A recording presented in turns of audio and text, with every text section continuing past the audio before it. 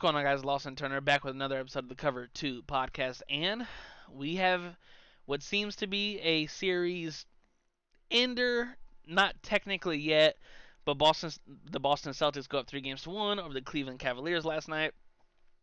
And I thought early on, I'm like, yo, Cleveland's about to make this a best of three, and in a best of three, we all know anything can happen. We had no Donovan Mitchell, calf injury. I assume he'll play Game 4, and Jared Allen is still out, even though he's been present at shoot around the past two home games. The biggest takeaway for me was that just Boston is primed to make a finals run this year. They go through the Heat with no Jimmy Butler. They've gone through the Cavs through 4 games with no Donovan Mitchell last game and no Jared Allen for the entirety of the series. Now, Jason Tatum had I thought Game 3 was his best game of the postseason so far. And he still hasn't had, like, you know, perfect game by his standards because talent-wise, he's a top 8 player in the NBA. But it seems like there's a lack of will and wanting to take that. This is my team. To me, it's like Jaylen Brown is that more dog, that alpha personality on and off the court when it comes to crunch time. And yeah, bro, put the ball in my hands and I'll do what needs to happen. Not taking anything away from Jason Tatum because, like I said, superstar, top 10 player in the league. He had a really nice game.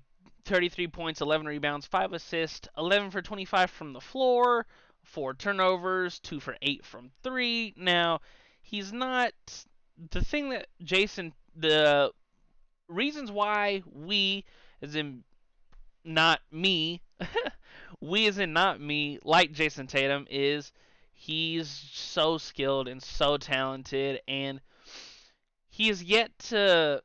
It's something small it's something small in the grand scheme of things, but he's yet to have that 4 for 9 game from 3. He's played what, 8, 9 postseason games this postseason so far. He's yet to have a game where where he has yet to hit 3 threes. It's not something, but to my opinion, it's not nothing because his volume's there. He's shooting, 8, 9 threes a game, but it's like they're not falling. And I don't know. Like I said, it's not something. It's not something, but it's not nothing either. Because, like I said, he's still getting his volume up, like we saw in Game 1, 0 for 5. In Game 2, he had 2 for 5. Game 3, 2 of 8.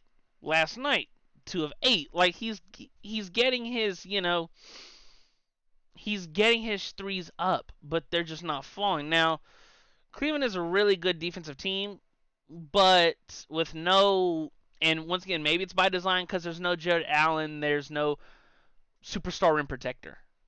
Now let's move on to Jaylen Brown. He had an outstanding game as well. 27 points, 8 rebounds, shot 9 for 15 from the floor. I thought he was sensational, as he has been for the entirety of this series. He's been nothing short of what the Celtics need. And as Derek White has regressed to the mean of what he's been for the regular season, Jrue Holiday's offensive performances have stepped up over the past 2 games. Last night, 16 points, 7 rebounds, 5 assists, 3 steals, and a block, shooting 6 of 11 from the floor and 4 for 8 from the 3-point line. Like, to me, it's been Derek White shines, Jrue Holiday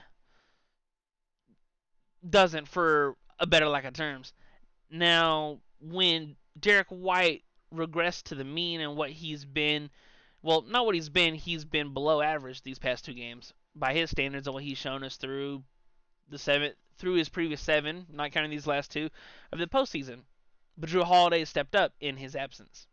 Now let's move on to the Cavaliers. I thought when I saw Donovan Mitchell was rolled out, I was like, oh, well, how the hell are they going to score? Because they don't have that high efficient, high volume score that Donovan Mitchell is now.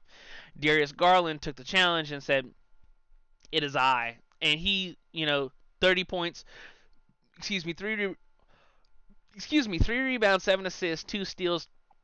The one thing about Darius Garland dropping 30, it took him 27 shots.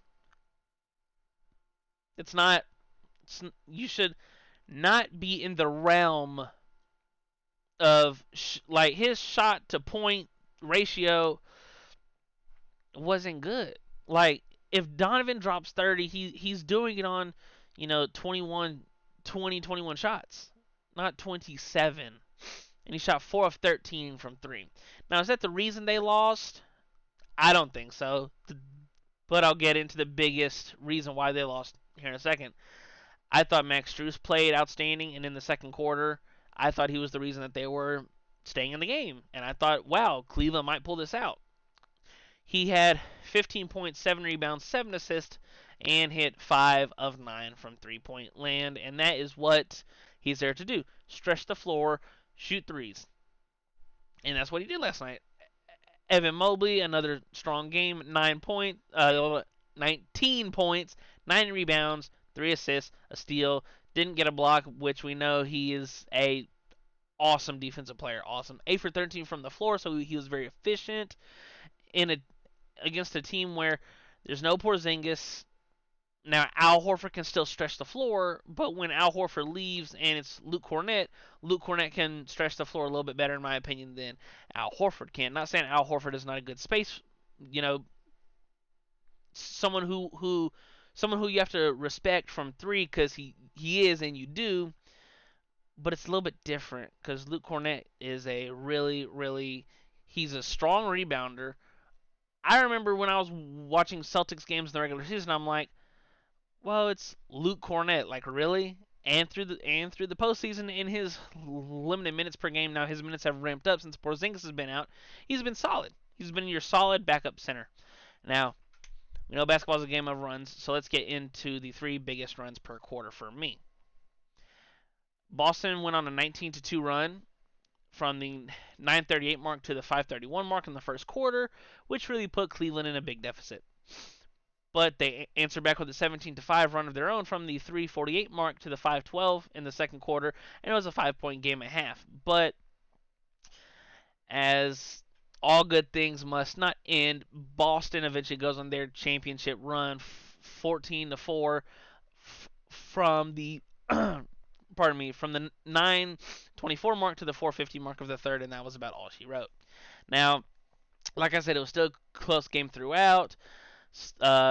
Cleveland actually won the 3-point line scoring wise. They made 15 threes to Celtics 12.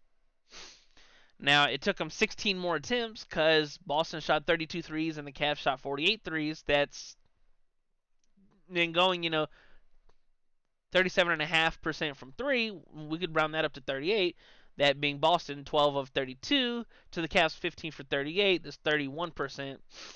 It's you can try and outshoot Boston like they did in game 2, but it's not going to be as effective when I get into this next stat. Boston shot 21 free throws. The Cavs, being the home team, shot 7. So it was a big discrepancy there, and I feel like Boston's just they're just the better team. I assumed so when I saw that's where they fell in the bracket. I'm like, okay, so they're probably going to roll the Heat, and then they're either going to have a young Orlando Magic team that's talented, just really young, so they don't have that experience, or a Cleveland team who, good defensive team, your bona fide playoff scorer, and nice pieces around him, and the Celtics just proved to be too much. If there was any game to steal, this was the one. Boston had double the amount of turnovers the Cavs had. That led to 26 points off those turnovers for the Cavs. And the Cavs only had 7 turnovers. That led to 14 points off those turnovers for the Celtics.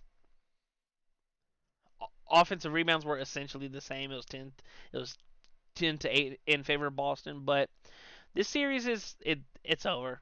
We all know when a team goes up 3-1, it's for the most part over, and especially when you have a team as talented as the Boston Celtics are going up against a hobbled Cavs team. Now, I assume Donovan's going to play.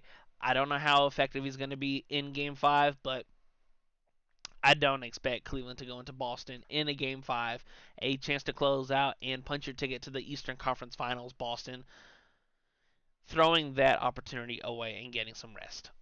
Well, that's all I have for you guys in this video. Let me know who you guys think is going to win Game 5.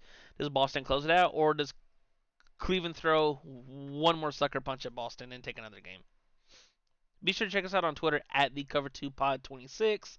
Link will be in the description to make it easier for you guys if you want to drop us a follow, interact with us on social media during these postseason games, and stay up to date with the show. Well, as always, for the Cover 2 podcast, I'm Lawson Turner. Thank you so much for watching, and I will talk to you guys later. Peace.